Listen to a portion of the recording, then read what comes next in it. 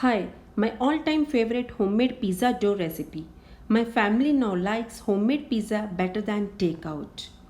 In this, start by combining warm water with your yeast and some sugar. It should start to froth up after a few minutes. If it doesn't, toss it and start again. Your water may be too warm or your yeast may be bad. Once it frothy, add it in the olive oil and combine the salt and the flour. We are the pizza loving family, and for years I searched and searched for the perfect pizza dough recipe.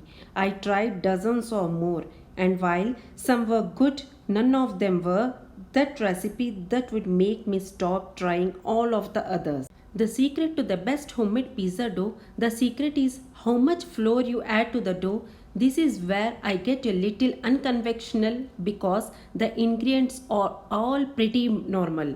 But my one thing that I think many times people fail and end up with a dry, dense bread because they are adding too much flour.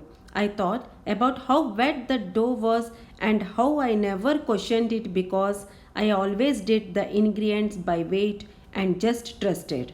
Now add more water to the dough. The dough will still look pretty wet and sticky. It will not pull away from the sides of the bowl by itself, but you should be able to scrape it down with a spatula. Most pizza dough recipes will say it should be tacky but not sticky. Not this one. It should stick to your fingers still.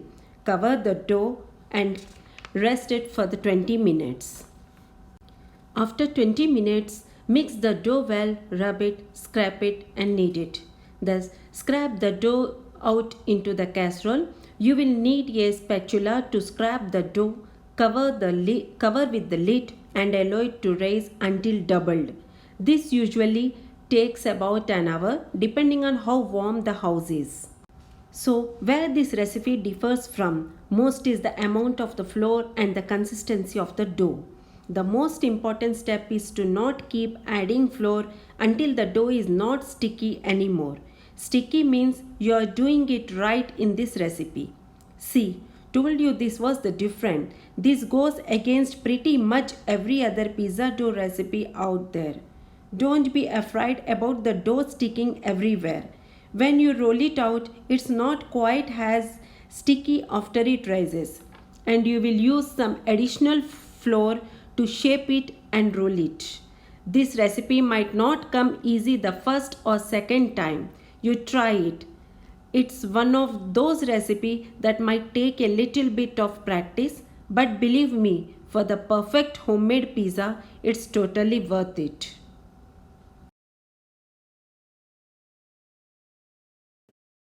After an hour, your pizza dough is ready for baking. If the dough is still a bit sticky when you go to roll it out, just sprinkle on the little more flour. It like to actually use my hand to stretch the dough instead of rolling it, which helps with any sticky as well. But you will be surprised at how not sticky the dough is at this point. Dust flour and roll the dough to a thin base and cut it out with the lid to get the perfect circle. Roll using the chapati roller to a thin base, dust flour when needed. Preheat the oven for 10 minutes at 200 degrees Celsius. Prick the base with the fork for even cooking and to avoid puffing up. At the thickness of the base, grease a baking tray with little butter. Transfer the rolled pizza base to the baking tray. Bake in preheated oven at 200 degrees Celsius for 3 to 4 minutes. The base will leave the sides and it will start moving easily in the tray. Do not overbake. Cool down completely and store in Ziploc cover and keep in refrigerator. When you want to make pizza, bring the base to room temperature and proceed making the pizza. Serve hot.